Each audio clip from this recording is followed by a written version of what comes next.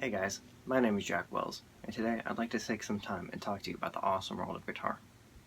Guitar originated in Spain during the 16th century, and since then it has become more and more popular. There's two main types of guitars, which are acoustic guitars and electric guitars. Acoustic guitars have been around for their guitar's entire existence, but electric guitars, which are my personal favorite, have only been around for about 85 years. The first electrically amplified guitars were called hollow body guitars. They're like the guitars that you see in some pictures or movies from the 1930s or 40s, and this is what they look like.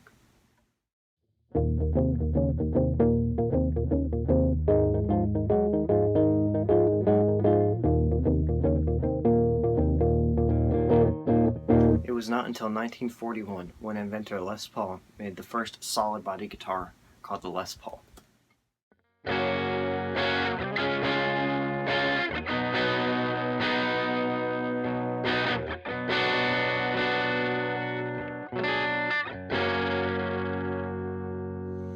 In 1950, Leo Fender started making solid body guitars too. His were under the name Fender. His guitars looked like this, and they usually went under the name Stratocaster or Telecaster.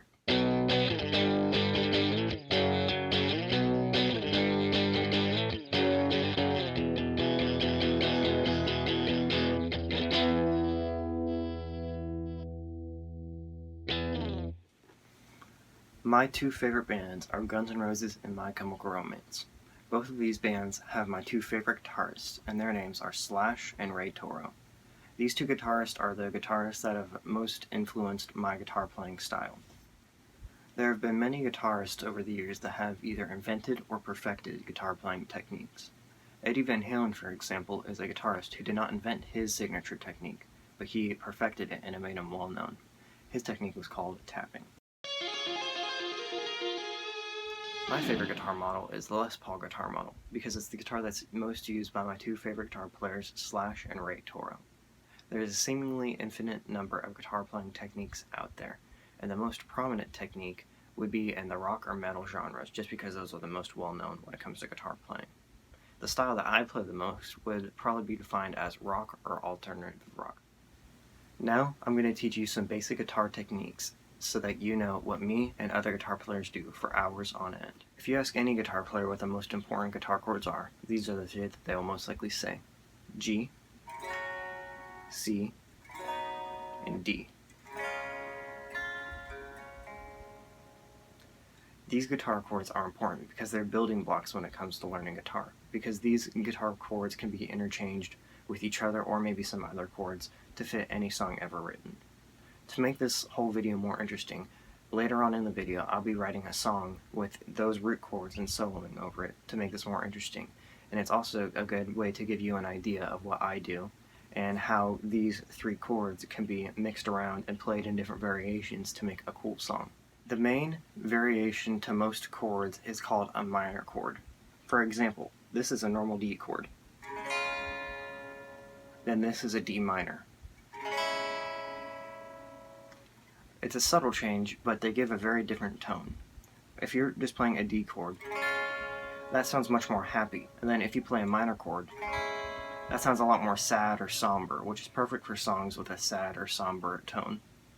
The C chord is also versatile because that chord can be switched between 3 to 4 other chords.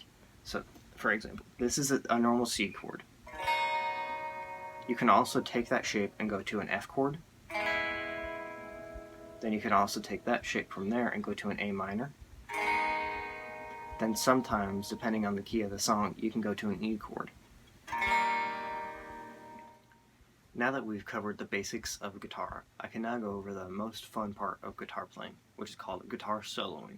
Soloing came about in the 1950s, and that's when it really became more common because that's when rock music started to become more popular.